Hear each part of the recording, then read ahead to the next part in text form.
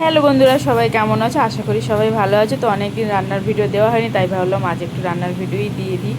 তো বাড়িতে পটল ছিল, তাই পটলের দই পটল করব। তো দই পটলের জন্য বন্ধুরা দেখতেই পাচ্ছ, পটলগুলোকে ভালো করে খোসা ছাড়িয়ে মাড়াড়িভাবে একটু একটু করে কেটে নিতে হবে, যার ফলে নুন হলুদটা যেন ভালোভাবে যেন পটলের ভেতর মানে যায়। তাই জন্য ভালো করে মাঝখানে চিড়ে নিতে হবে একটু একটু করে দু সাইড থেকে। আর এখানে আমি একটা মশলা করছি বন্ধুরা, দেখতে পাচ্ছি 4 মগজ, কাজু, পেঁয়াজ, শুকনো লঙ্কা আর আদা আর দারচিনি কটা একটা, আর 2-3টে এলাচ।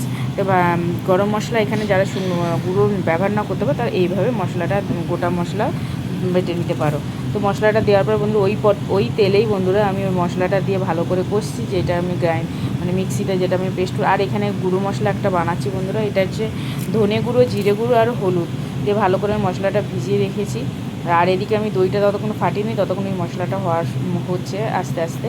দইটা ফাটিয়ে নিতে হবে, যেহেতু দইটা দানা এদিকে দেখতে পাচ্ছি মানে মশলাটা হয়ে গেছে। ওই যেটা ডাশ মশলাটা ছিল ওইটাই জলটা দিয়ে দিলাম ওই মশলাটার মধ্যে।